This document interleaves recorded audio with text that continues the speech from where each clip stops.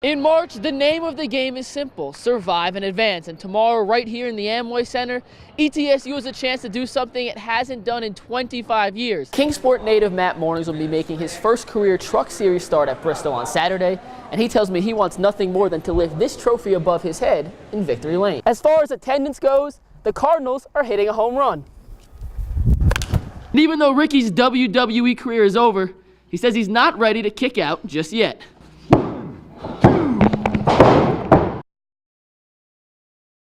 When the Johnson City Cardinals took the field tonight, they weren't wearing their usual red and white uniforms.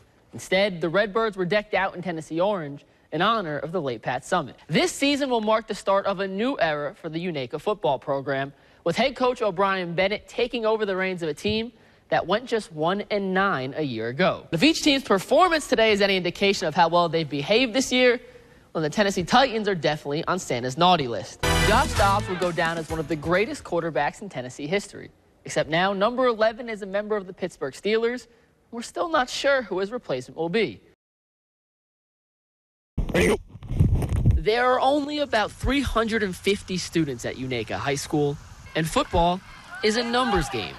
Last year, UNACA just did not have the numbers to compete. You have that 11 playing offense, that 11 playing defense, that 11 playing kick return and kickoff. People really didn't want to play because they thought since we didn't have numbers, we weren't going to win anything. New head coach O'Brien Bennett, a Kingsport native, says more kids are expressing interest in the program this year, but he does not have enough helmets for all the newcomers. We don't want to turn kids away because we don't have the resources to put them on the field safely. That's why Coach Bennett set up a GoFundMe page where you can sponsor the team as they complete community service projects. We want to give these kids the opportunity that if they can't get an athletic scholarship, that they're going to meet their Tennessee Promise requirements, and they're going to have options after they graduate high school. So far, the team has completed 258 hours of community service, which includes remodeling a trail at Roan Mountain State Park. At the beginning, it didn't look too well, but towards the end, it looked great. So hopefully that'll be like how our season will go. The fundraising goal is $10,000, which will help pay for a new batch of helmets and shoulder pads. We want to get better, like with community, get active, and if we do stuff for them, you know, they'll come out here and support us. Coach says with more support comes more gear, more players, and hopefully more wins. Our goal from day one has been to be one day better. We want to compete with ourselves as individuals and let the results take care of themselves. When the field is too wet to use, the Coburn Challenger League plays its games inside. But for the most part, the Angels play their games on this field right behind me, and this whole facility is about to undergo some major renovations. Every Sunday, this is the best thing we do. It's a league for some very special players who, because of their challenges, are often left in the bleachers. It's an opportunity for Ian to try something that he may not get a chance to do otherwise. Baseball may just be a game, but for these players, it's an opportunity to step outside their comfort zone and make new friends. Seeing all the buddies and seeing all my friends and enjoying myself. Each player gets teamed up with a buddy to help them learn how to hit, field, and run the bases.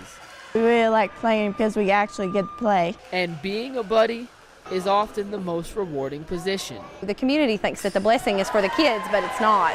The blessing is actually for all of the organizers and all the people involved. But the league's current field isn't as accessible as organizers would like. There's some places that some people can't get to because they have some disabilities or some special needs. So Coburn's Little League president stepped up to the plate and applied for a grant from the International Little League organization, and it turns out he hit a grand slam. And it was the max amount we could get. The grant is worth $20,000, and the money will go towards transforming the parking lot from gravel to smooth pavement. There's a lot of gravel areas down here that, you know, wheelchair accessibility is a little rough, that we would like to pave, you know, walkways around the parks just to help them out in any way we could. Maine says by the time the Challenger League starts up again next year, all the renovation should be complete.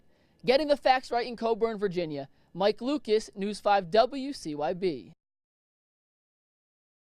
TJ Cromer struggled last game, not the case tonight. He drains the triple early on, and get used to seeing that. Cromer connecting from deep again, one of 6 first-half three-pointers for the first-team all-conference performer. Cromer also gets 3 points the old-fashioned way, driving and getting the contact plus the foul. Other Bucks getting in on the action as well. DeSante Bradford throwing the alley-oop to A.J. Merriweather.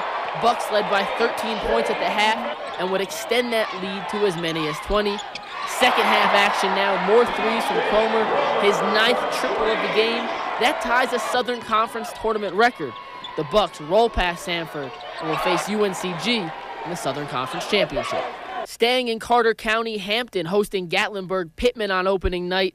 Bulldogs waste little time putting points up on the board. Hunter Davenport takes the toss, makes one cut, and this guy can fly. Nobody is catching up to him. 6-0 Hampton after they failed to convert the 2-point conversion.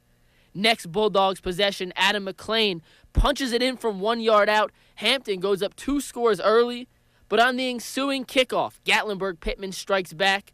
Matthew Side slices and dices his way up the sideline, and by the time the defense can catch up, it's already too late. 85 yards to the house, but Hampton wins this game convincingly, 64-28.